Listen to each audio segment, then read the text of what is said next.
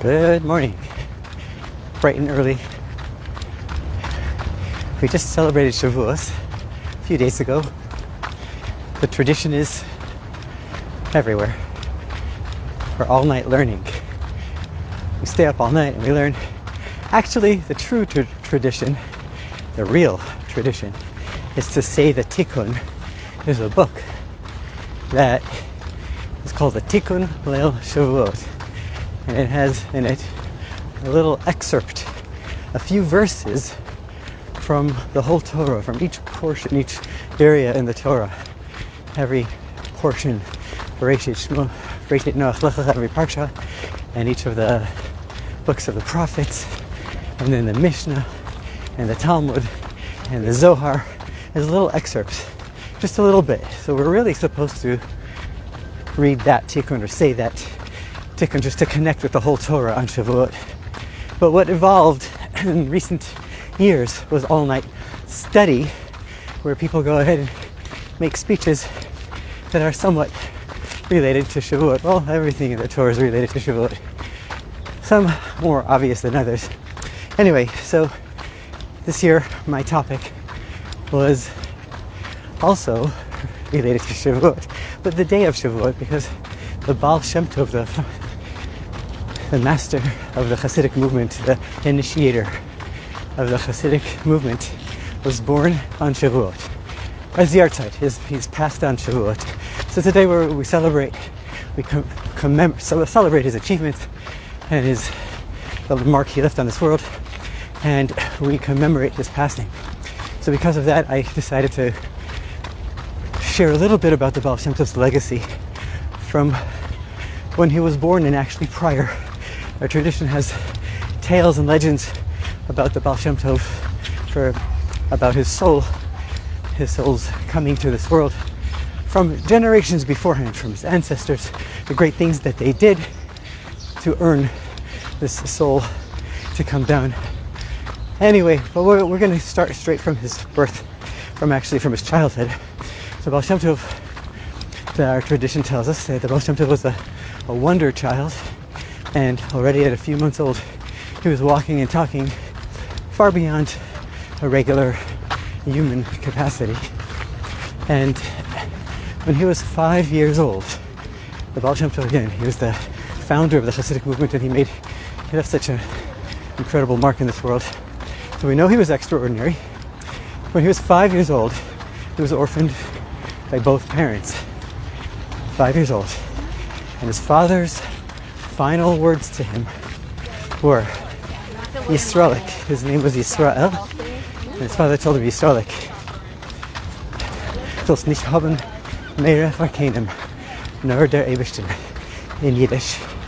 Translates loosely as you should fear no one, only God. Don't be afraid of anyone or anything. Just God alone. And du sollst lieb haben, jeder Eid, mit den ganzen Starkheit und Tiefkeit von dein Herz. And you should love every Jew with the complete power, strength, and depth of your heart. So those were the two messages that his father gave him on his deathbed.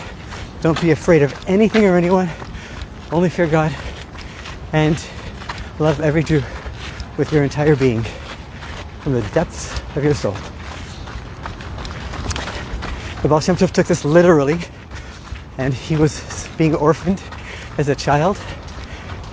Rabbi Yisrael Baal Shem Tov, the little boy, they called him Yisraelikal, didn't like the way people spoke. He was very ultra refined soul and human, and he found people's interests and characteristics not so appealing to him.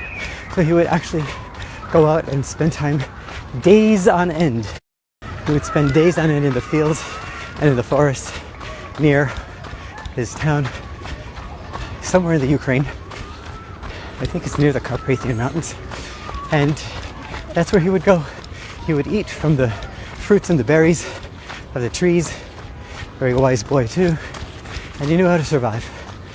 The children, his friends, and the rest of the people in the area, in his town, would poke fun at him and they would say he's the crazy kid who would go out, and he's just crazy, he goes out to the fields, and they would ask him what happened, where did you go, what did you do? He says, I like being out there.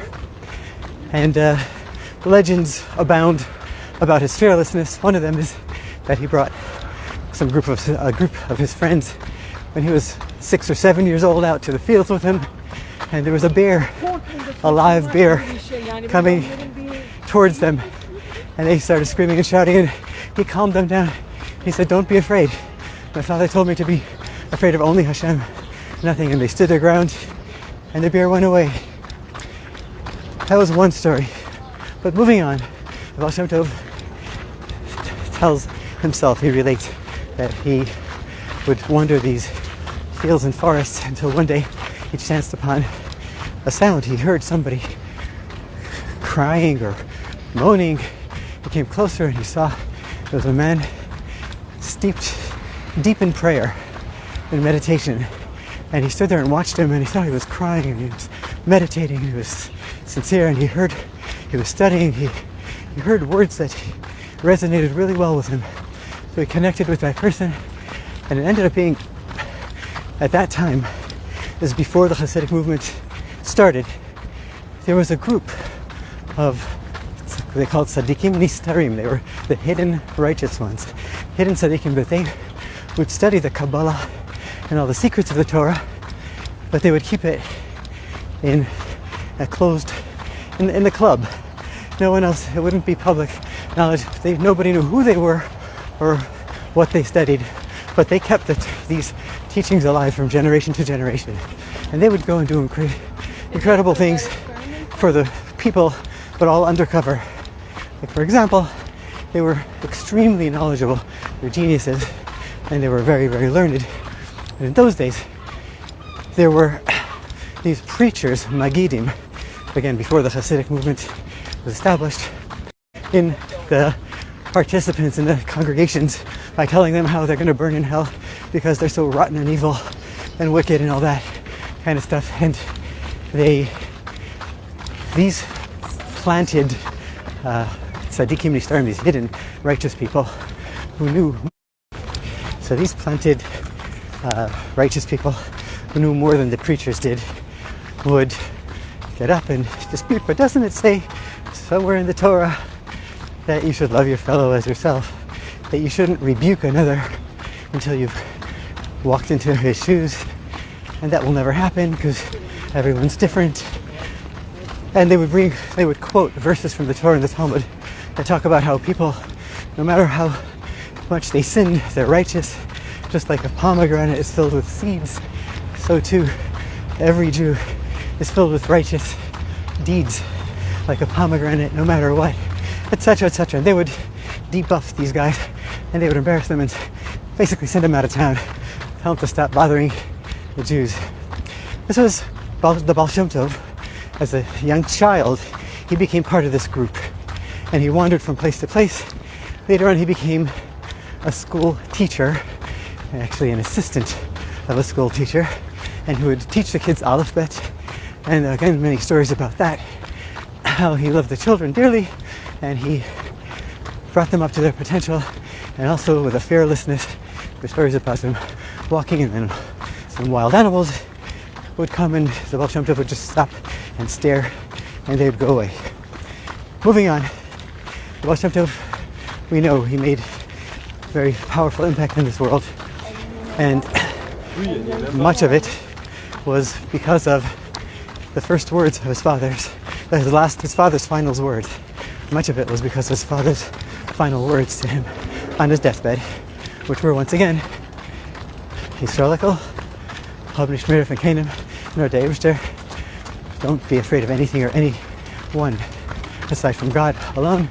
Just fear God, just respect God, and you should love every Jew with the whole depth and strength of your heart.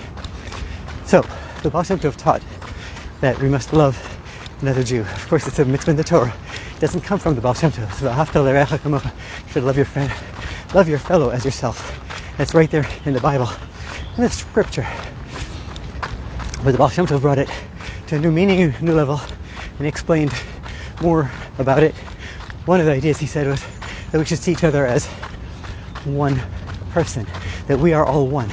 All the Jewish people have one body, and just like you love each part of your body, and you won't hit your hand because it did something wrong, so too you love every other Jew, and you won't do something negative or speak negatively to them.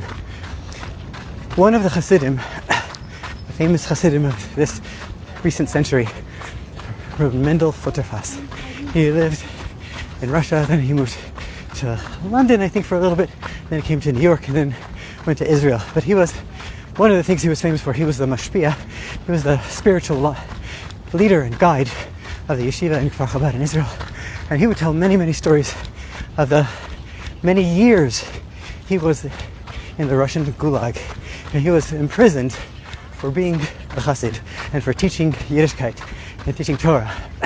And he had many stories to tell from that time. One of the Baal Shem Tov's teachings was that from everything we see and hear, we should learn from it a lesson in our service to God. And parenthetically, in the Hayom Yom, we learned the Rebbe's calendar. He writes there that another great leader, teacher, Reb Zisha Vanapoli, said he can learn 7 things. He's like 7 things like that. So Reb Mendel Futterfass would say about Reb Zisha, he said he wasn't in the Gulag. He only learned 7 things. I could tell you thousands of things that I learned that when one can learn from a thief. Anyway, one such story and then we'll wrap up. One final story and we'll wrap this up. And that is a story that Reb Mendel told us. That one of his friends was a Cossack, and was friends with one of the inmates who was sitting in jail or in the Gulag because of his disloyalty to the government. And he related about the Cossack's horse. He said, the Cossack's horse is nothing like it. And he would moan and cry about the Cossack's horse. He said a Cossack without a horse is like a person without legs. And he would talk about his horse. So once Reb Mendel said, tell me more about your horse. And he told him, for the horse lovers out there. And he said, so the Cossack's horse is not only braver, stronger, and more energetic, and more creative than any other horse, but also has a heart. It has a heart like no other. And he explained, he said, in order to get a Cossack's horse, he says, Cossack's horse would jump into fire, not just through fire, but into fire and over buildings if he needed to for his master. And he goes on and says, how would they train it? And they said if a group of Cossacks would go out, these trained, skilled horse capturers, and they would find, for days and days they would travel until they would find a herd of hundreds and hundreds of horses, if not thousands of horses. And they would surround them from the outskirts and shoot their rifles in the air and start screaming and shouting and herd them into a very strong, raging river. On the other side of that river, there were other Cossacks waiting for them. So there were 3 regular categories of these horses. The first category was running into the river. They were very strong and mighty, and they ran all the way across and they zoomed on, never to be seen again. Those were not the Cossacks' horses. There's another category, less fortunate. They were the old and the weak, and the very young, and they were swept away by the current. Also we don't know what happened to them. And then there was a third category of horses who would drown right then and there. They would just go into the water and drown. Says this Cossack to Reb Mendel, says, and then there was a 4th category, and this was the Cossack's horse. The Cossack's horse was the one horse that made it across and then turned back and looked and noticed and saw straggling horses struggling, the young ones who couldn't make it across. And they jumped back in and they grabbed them by their mane. They bit their mane and they pulled them in and saved them and kept them going back and again and again. These were the horses with a brave heart, with a strong heart, And Reb Mendel says this is a chassid's heart. This is what a Jew is supposed to do. A Jew is supposed to not just run away from danger himself, but to save other people and make sure they don't get swept away with the current. They don't drown. That's a lesson from the Cossack horse. That's it for today. There's a lot more, but we'll do it another time. God bless you on this beautiful, beautiful day. All the best. Chaim Alevsky here, Abad, the West Side, New York City.